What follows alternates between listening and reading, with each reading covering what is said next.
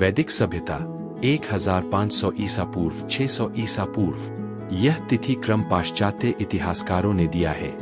सनातन संस्कृति का कोई तिथिक्रम नहीं है। सनातन का अर्थ शाश्वत है।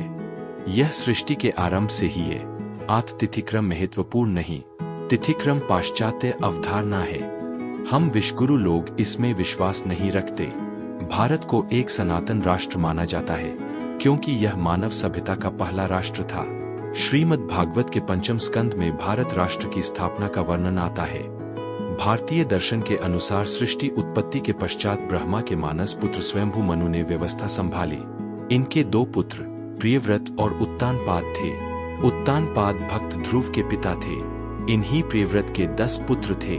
3 पुत्र बाल्यकाल से ही विरक्त थे। इस कारण प्रियव्रत ने पृथ्वी को 7 भागों में विभक्त कर एक भाग प्रत्येक पुत्र को सौंप दिया। इन्हीं में से एक थे आग्नेयद्र, जिन्हें जम्बूद्वीप का शासन कार्य सौंपा गया।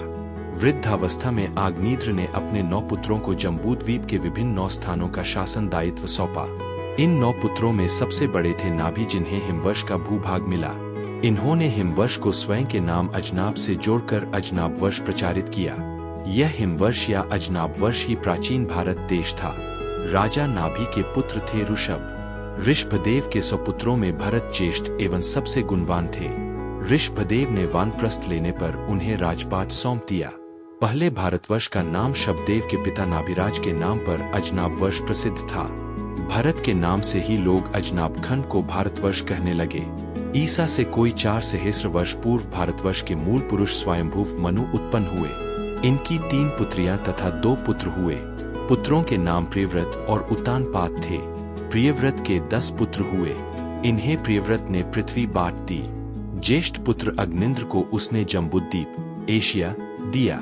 इसे उसने अपने हाथों 9 पुत्रों में बांट दिया। बड़े पुत्र नाभि को हिमवर्ष हिमालय से अरब समुद्र तक देश मिला। नाभि के पुत्र महाज्ञानी सर्वत्यागी ऋषभ देव हुए। ऋषभदेव के पुत्र महाप्रतापी भरत हुए, जिन्होंने अष्टद्वीप जय किए और अपने राज्य को 9 भागों में बांटा। भरत के नाम पर हिमवर्ष का नाम भारतवर्ष या भरतखंड प्रसिद्ध हुआ। इसके अनंतर इस प्रियव्रत शाखा में 35 प्रजापति और 4 मनु हुए। चारों मनुओं के नाम स्वारोचिष, उत्तम, तामस और रैवत थे। इन मनुओं के राज्यकाल को मनवंतर माना गया। चाक्षुष रैवत मनवंतर की समाप्ति पर 36वां प्रजापति और 6ठा मनु स्वयंभू मनु के दूसरे पुत्र उत्तानपाद की शाखा में चाक्षुष नाम से हुआ। इस शाखा में ध्रुव, चाक्षुष मनु, वेन, पृथु, प्रचेतस आदि प्रसिद्ध प्रजापति हुए। इसी चाक्षुष मनवंतर में बड़ी बड़ी घटनाएं हुई। भरतवंश का विस्तार हुआ। राजा की मर्यादा स्थापित हुई। वेदोदय हुआ। इस वंश का वेन प्रथम राजा था। इस वंश का पृथु वैन्य प्रथम वेदर्षि था। उसने सबसे प्रथम वैदिक मंत्र रचे। अगम भूमि को समतल किया गया। उसमें बीज बोया गया। इसी के नाम पर भूमि का पृथ्वी नाम विख्यात हुआ। इसी वंश के राजा प्रचेतस ने बहुत से जंगलों को जलाकर उन्हें खेती के ये आगे बनाया। जंगल साफ कर नई भूमि निकाली। कृषि का विकास किया। इन 6 मनुओं के काल का समय, जो लगभग 1300 वर्ष का काल है, सतयुग के नाम से प्रसिद्ध है। मनवंतर काल में वह प्रसिद्ध प्रलय हुआ जिसमें काश्यप सागर तट की सारी पृथ्वी जल में डूब गई। केवल मन्यु अपने कुछ परिजनों के साथ जीवित बचा। सतयुग को ऐतिहासिक दृष्टि से 2 भागों में विभक्त किया जाता है। एक प्रियव्रत शाखा काल, जिसमें 35 प्रजापति और 5 मनु हुए। दूसरा उत्तानपाद शाखा काल, जिसमें चाक्षुष मनवंतर में 10 प्रजापति और राजा हुए। सांस्कृतिक दृष्टि से भी इस काल के 2 भाग किए जाते हैं। एक प्राक्वेद काल 39वें प्रजापति तक एवं दूसरा वेदोदय काल। भूमि का बंटवारा, महाजल प्रलय, भूसंस्कार, कृषि, राज्य स्थापना, वेदोदय तथा भारत और पर्शिया में भरतों की विजय इस काल की बड़ी सांस्कृतिक और राजनैतिक घटनाएं हैं। वेदोदय चाक्षुष मनवंतर की सबसे बड़ी सांस्कृतिक घटना है। चाक्षुष मनु के 5 पुत्र थे, अत्यराति, जाननतप्ति, अभिमन्यु, उर, पुर और तपोरत। उर के द्वितीय पुत्र अंगिरा थे। इन 6 वीरों ने पर्शिया में अपना साम्राज्य स्थापित किया था। उस काल में पर्शिया का साम्राज्य 4 खंडों में विभक्त था, जिनके नाम सुग्ध, मरु, वर्वधि और निशा थे। बाद में हरियु, हिरात और वकृत, काबुल भी इसी राज्य में मिला लिए गए थे। यहाँ पर प्रियव्रत शाखा के स्वारोचिष मनु के वंशज राज्य कर रहे थे। जाननतप्ती महाराज अत्यराती चक्रवर्ती कहे जाते थे। भारतवर्ष की सीमा के अंतिम प्रदेश और पर्शिया का पूर्वी प्रांत सत्यगिरी के नाम से विख्यात था। उस समय इस स्थान को सत्यलोक भी कहते थे। उसी के सामने सुमेरु के निकट बैकुंठ धाम था, जो देमाबंद एलबुर्ज पर्वत पर ईरानियन पैराडाइज के नाम से अभी जाना जाता है। देमाबंद तपोरिया प्रांत में था। इसी प्रांत के तपसी विकुंठा और उनके पुत्र का नाम बैकुंठ था। बैकुंठ धाम उन्हीं की राजधानी थी। चक्रवर्ती महाराज अत्यराती जाननतप्ती के दूसरे भाई का नाम मन्यु या अभिमन्यु था। प्राचीन पर्शियन इतिहास में उन्हें मेन्यू और ग्रीक में मेमन कहा गया है। अर्जनेम में अभिमन्यु, एफोमोन, दुर्ग के निर्माता तथा ट्राय युद्ध के विजेता यही है। प्रसिद्ध पुराण काव्य ओडेसी में इन्हीं अभिमन्यु महाराज की प्रशस्ति वर्णन की गई है।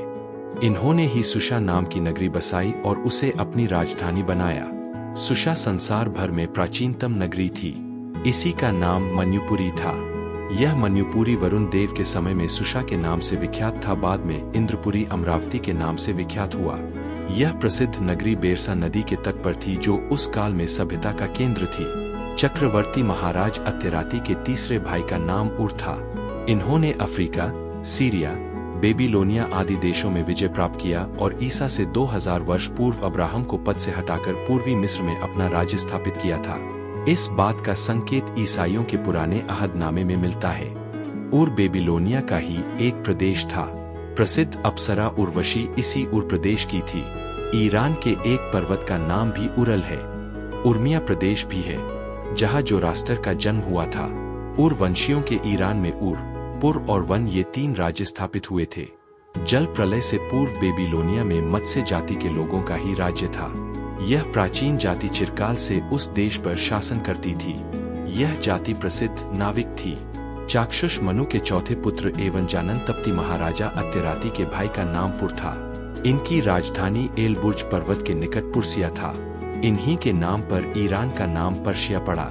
महाराज अत्यराती के 5वें भाई का नाम तपोरत था। इन्होंने तपोरत नाम से अपना राज्य स्थापित किया, जो तपोरिया प्रांत कहलाता था।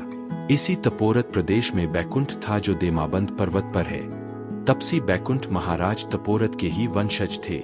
इन्हीं की राजधानी बैकुंठ धाम थी।